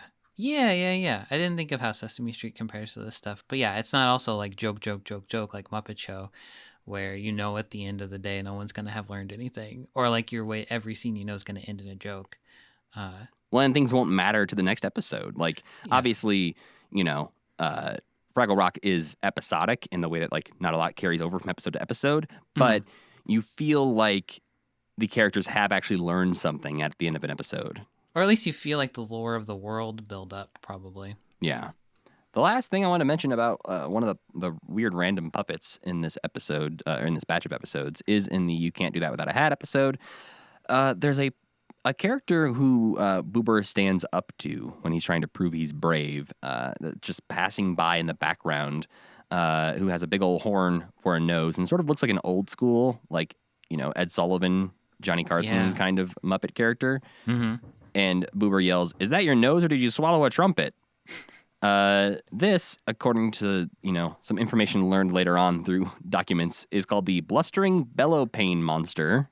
I don't believe he shows up again, but this is one of those other like food-like puppets that shows up in a surprising amount of places.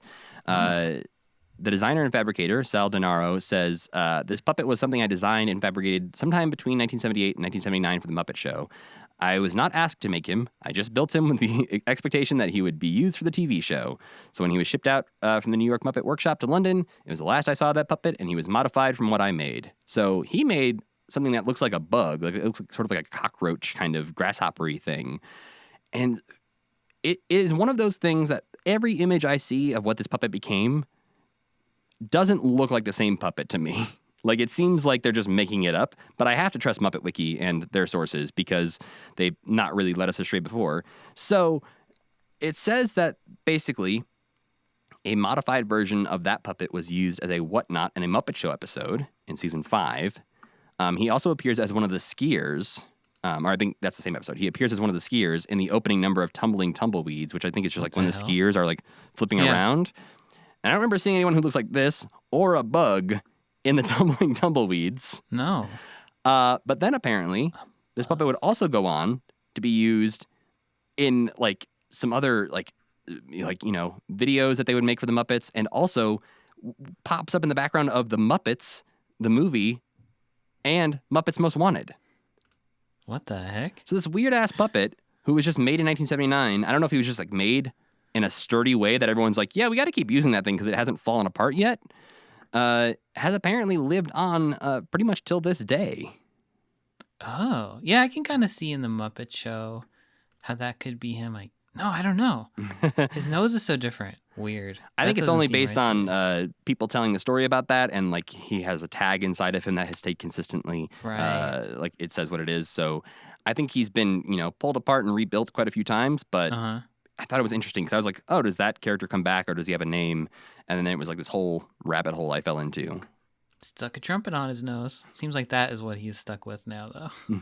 But we did it, Sam. We have dived into the first 4 episodes of Fraggle Rock. Thankfully, we like it.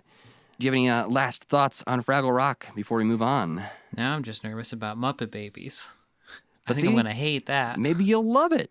I don't know. No, we got a while until we find out about it. So Okay. now it's time for our Muppet of the Week.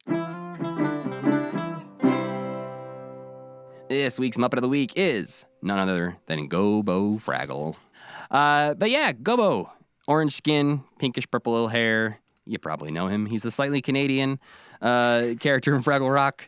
And the episodes we watched, he was wearing a striped yellow sweater with a purple cardigan. But soon, after the first 12 episodes of the series, he will trade in his cardigan for a brown vest and wear that forever. And as I mentioned earlier, we also discussed the Proto-Gobo puppet, which was shown off wearing a blue cardigan, no shirt, by Jim Henson on the CBC show, where he also didn't do a voice for Gobo because he mentioned in there that Jerry Nelson would be doing the voice. But Gobo actually changes a couple of times just in season 1. He does not just change his cardigan out for a vest. In the earliest episodes, like the 30-minute work week that we'll watch next week, has a longer beak-like face, like he's less round, he's more pointed. And according to Muppet Wiki, Jerry Nelson didn't love this version because he thought the beak made him look too much like a Skeksis. Which, Oh, no, not really, but Not I at guess, all. Yeah. like, maybe that was the way he wanted him to look less beak-like, and he was like, well, it looks like a Skeksis, and they're like, ah, shit, we don't want a Skeksis on Fraggle Rock, so. yeah. I ain't seeing it. No, me neither. But they rounded out Gobo's face and added a bit more hair that covers his eyes a little bit more. But he did keep the purple cardigan for a little bit longer. So I think the Gobo we saw mostly in this batch is sort of that second Gobo, or maybe third if you want to include the CBC one. But the Gobo we'll see in at least one episode next week is the first Fraggle Rock Gobo with the pointier face. His face looks a little too small to me. Like, how's Jerry's hand fit in that? That's what I kept thinking when I saw him. Maybe that was the real reason. Jerry's like, my hand is uncomfortable, so I'll just make up this Skeksis thing and get him to change it. But yeah, so they will, slightly change his overall head shape. They'll make him a bit rounder. He'll get eyelids. He'll get a bit of a haircut as we get later on into season 1. And obviously, as far as debuts go, Gobo Fraggle debuts here in 1983 on Fraggle Rock. Performers, Jerry Nelson performed Gobo Fraggle from 1983 until 1993. Gobo notably pops up in a few other Henson-related projects like the Muppet Family Christmas and some of the like tributes to Jim Henson after he passes away. But then, for a while, Gobo just sort of disappeared, wasn't really needed throughout the 90s and early 2000s. Until, in 2013, there was a cable channel called The Hub, which was going to start airing Fraggle Rock. And they were doing Fraggle Rockathons, I believe is what they called them. And they wanted Gobo to be on the commercials, saying, hey, come watch Fraggle Rock. By this point, unfortunately, Jerry Nelson had passed away. And so John Tartaglia was brought in to start performing Gobo. And John Tartaglia is someone who has worked on a number of Muppet productions, most notably and most recently, he's the man largely responsible for Back to the Rock, for Fraggle Rock getting a reboot. Huh. But that was when he first started performing him, was in the commercials for Fraggle Rock airing on the Hub. And, this is the thing I mentioned earlier, Sam, later on there will be an animated Fraggle Rock series that we will definitely watch and talk about. In the Fraggle Rock series, he is voiced by Townsend Coleman. Michelangelo? Yeah, he's the original voice of Michelangelo in the 80s animated Ninja Turtles series. And he's the voice of the Tick. Oh, Yeah. what a range. So imagine the Tick in Gobo's body. Okay. Or imagine Michelangelo in Gobo's body. Neither one of them really makes sense to me. I think the Tick would fit right in on Fraggle Rock, though. They'd be into him and he'd be into them. Don't you think? The world's largest Fraggle. Yeah. I'd love to see that. Just a puppet of the tick. I think just a guy like crouched down there. Just like, Patrick Warburton coming in. Yeah. What are we doing today, guys? All right. He beat the living shit out of the Gorgs too. Yeah, we finally got somebody to help us with the Gorgs. Yeah, but I've never seen a second of the Fraggle Rock animated series, so I'm Is it excited. watchable? Yeah, it's actually. I think some of them are online in some places, but also if you have the like complete series of Fraggle Rock on DVD or Blu-ray, it's included as a bonus feature on there. So I'm not really sure how we're gonna end up watching it. We've still got some time. I believe that's 1987 when that airs, so we'll get there when we get there. The only family I believe we really know about for Gobo are his uncle Traveling Matt and his great uncle Gobo. Oh, that was something I was curious about. So the Fraggles are all childlike. Are they grown-ups? Like, are these Fraggles grown-up Fraggles? It doesn't They don't feel seem like it. particularly. Oh, I feel like they don't seem particularly childlike. There's not like other Fraggles who are like, don't go do that. They feel like they're 19 to me. Okay, They I feel can like see that. they feel like kids who just moved to New York from their small town. They have their little circle of artsy friends, and they're like, "We're gonna take on the world, everybody." Okay, I can That's see the that. vibe But I get. they don't have parents, really, right? And that's the thing is, I don't know the answer to that question. I don't know how deep we get into the family lore of Fraggles, but I know for sure that we get a lot of flashbacks and a lot of history filled in about Fraggles. So Interesting. at some point, I'm sure we'll address that in some way. I know we see a baby Gobo at one point. So, yeah, I also didn't want to dive too deep for these Muppets of the Week. Spoiler alert. Yeah, because I don't want to be like, and then Gobo dies in season 3. Like, shit, now I know that. Some notable things about Gobo is that he plays guitar, and according to early documentation, he has a hat collection, which I don't actually know how much that comes up in Fraggle Rock, but it is specifically referenced in Back to the Rock. And so I think that's like maybe a little fan Easter egg thing of like, hey, we all know Gobo's supposed to have a hat collection. Look, here it is. Seems like Boober would have the hat collection. Well, he's got his one. He's just going to stick to it. Yeah, that's true. That's also worth noting. Gobo is a film thing. It's a lighting term used in film and like TV and theater production. Right. It's basically a thing you put in front of the light to shape the light in different ways. It can be used like cast an interesting shadow. So if you want like blinds to appear across somebody's face in a noir film, they have these like little metal discs that have like slits in them that you slide in front of your light and it casts that shadow. Right. That's a Gobo. But this Gobo is named after his great uncle Gobo, who is Uncle Traveling Matt's uncle, who looks exactly like Uncle Traveling Matt, but has orange skin like Gobo. Genetics. Yeah. And apparently at some point we will learn that in the language of the ancient Fraggles, Gobo means take off your hat. A lot of hat-based stuff going on They here. love hats. But for now, that is all I know about Gobo Fraggle. I'm sure we will learn much, much more through the years. But, Sam, what do you think about Gobo Fraggle? That you Well, haven't I don't- already said, I guess, in the past hour. I don't know him very well, but I feel like all the Fraggles immediately are just like some of the best characters they've ever made. Just in terms of like personality and how fleshed out they are. We're not going to be waiting around for 5 years for Gobo to get his name and to get his right voice and stuff. Gosh, I guess I'll give him like a 7.5 for. I might have to revisit that eventually, but I feel like the Fraggles might all become 10 out of 10 Muppets at a certain point. Yeah. But I also gave him Yeah. a 7 for now because I think if I was like, I don't think I'd give any of them a 10 immediately. But Yeah. I do think he might be lower on the scale of Fraggles Yeah. for me. like when you're done hanging out with him, you might be like, that guy's kind of a dick. He seems so nice at first, but he's kind of a dick. Yeah. I don't know what she sees in him. You're hanging out with a group of friends and Yeah, two of them are dating and you're like, she deserves better than Gobo. Yeah. Or after like a few months, you're like, do you guys ever notice that Gobo kind of an asshole? Yeah, I was afraid to say it, but you're right. Is that friend from high school that you all just like let hang out because you've been friends since you were 13 and now you're like, Yeah. do we have to? We could say no, right? Like, Yeah. but hopefully he grows on us a bit more and hopefully he's not just a dick forever.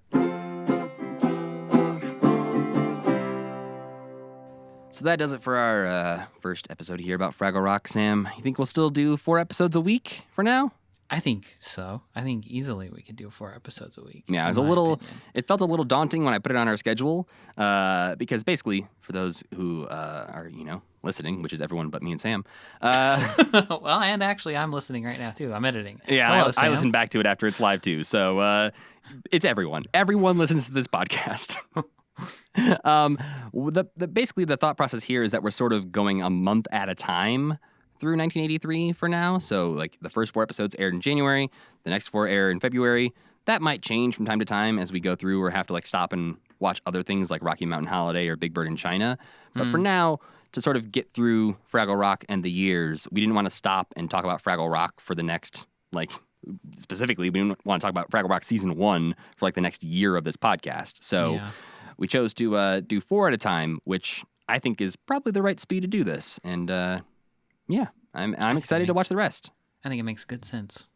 I think I'm going to maybe miss Fraggle Rock more when we're done with it than I miss The Muppet Show now. The Muppet Show became a punishment for me, basically, by the end. But, Sam, before we get out of here, I do need to ask, what non-Muppet things did you enjoy this week? I've just been watching so much Gilmore Girls, which is fine, I love that show. I'm on season, April just showed up, which, there's some issues going on there. That's about the same time we're at right now in our rewatch, so I think you're catching up to us, which is, we were way ahead of you the last time you were talking about watching Gilmore Girls. The episode where Rory goes to therapy is just so much like, if you guys had all gone to therapy, you would have been able to talk about all your issues, and none of this would have happened. I'm also very mad at Rory right now because when she leaves her grandparents' house, she never thanks them, and she acts like they were treating her poorly, which is not, in my opinion, the case. You're really team grandparent on Gilmore Girls. They gave her a freaking house to live in. They were being patient with her, and it blew up in their faces. She's the one who screwed up, I think, not them. Anyway, Emily has done a bunch of nasty stuff, and so has Richard. They're both bad people too. But I think it's easy to overlook that Rory is also a bad person. But also, we have been watching the new season of White Lotus. I hate that show. I hated season 1 too. It's just the kind of like, it's not funny, which I think it's supposed to be a comedy. And it's just like, everybody's going to do like the worst thing. Have you ever seen it? No, I haven't watched anything. I just see people talking about it online, and I'm like, that I know less than nothing about that show. Yeah. It's these rich people who go on vacation. Both seasons are about that. And you just know that everybody's going to do the worst thing that they're going to do. So it's not like, it's just about a bunch of people being mean to each other. Fun.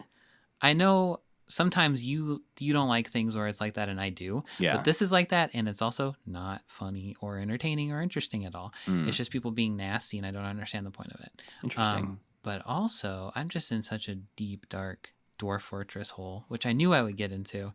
Because it's just that kind of game it's Super Sim City, where you can like make sure that someone's toenail is okay, or like, I don't know. So it's easy to get obsessed with that game. So that's what's going on with me right now. Well, How about you? I've also been in a video game mode because the game Vampire Survivors just came out for free. I can't get that because I know I will like it too much. It's came out for free on the iPhone, Sam. Oh. It's the most addicting thing that I've ever had on my phone. No. That seems like the perfect phone game. It is. And the problem is, like, runs on that game can last a good, like, half hour. You're on the toilet for a long time in that situation. Or you're just ignoring all responsibilities because you're like, Yeah. I gotta play this game. So it's been a lot of fun, but also a huge problem for me this week. That's one looks like, that's one of those ones that I have to stay away from. I think that's a good call because I heard so many people talk about it for so long that I was excited to try it out because it didn't seem immediately like my kind of game. But the moment it's like a bullet hell game, right? Like a kinda, yeah. You're playing a character who you have a bunch of enemies just swarming towards you at all times that you're trying to avoid. And no matter where you go, they're like sticking to you like magnets. Essentially, they're all coming towards you. But you gain different powers and different weapons and stronger health and shields and all this stuff throughout the thing. So it's like, characters at the beginning who are going to kill you if you stay too close to them. 15 minutes in, you can just run right through them and destroy them. So, but the characters, the bad guys keep getting stronger and stronger, and eventually you're just like swarmed by 5,000 bad guys, and you're like, well, I'm gonna die. Right. So, yeah, but that because it takes so long to get there and because it's so satisfying to see your character power up and all this stuff, it's really addicting. I also agree that I see screenshots of it and I think like this game, people love this game so much. And I'm afraid to understand what it is about it that people love so much, but it does sound like the most like brain predatory type of phone game that you could possibly have. I also just downloaded the game Hades to my Switch. Oh, that's another one where I'm like, I'm going to play this. I can't get it. It's at least as of when I bought it a couple days ago, Sam, it was on quite a good sale. Oh, no, man. So I don't mean to ruin your life yet again, but it was on a pretty good sale on the Switch store. So the idea of having Hades now on my Switch, a game that a lot of people, again, have said is like one of the best games of the last year or the year before when it released. I'm excited to check it out, but I also am afraid of what it's going to do to me. The problem with video games is that they're really fun. Well, and also that I typically try to avoid the games that suck you in for too long of a time because I like being able to pop on, play a game of Rocket League, play a race in F1, totally. play a hockey game, and I'm out in like 35 minutes. Yeah. This, no, I can't. I can't just play Hades for 35 minutes, I don't think. Yeah. But yeah, that's it. I'm looking forward to, we have a holiday break coming up. You're hearing this in January. We just had our holiday break when you're hearing this, but we have a holiday break from work that I don't really have a lot of plans. Yeah. So I'm looking forward to playing a lot of Hades and probably I'm gonna watching. go see Avatar, probably. Oh boy, I'm gonna watch that new Pinocchio. I'm looking forward to that. Oh yeah, me too. I want to see that too. But that's all for this week. Before we go, we need to let you know what we'll be watching next time. Surprise! It's more Fraggle Rock.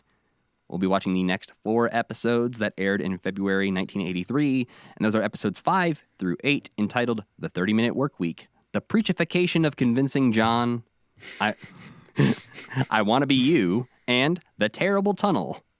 Oh. Yeah. What's in the tunnel? Something terrible. Or something not so terrible, but somebody's afraid of but it they're probably. scared of it because they're all scared of everything.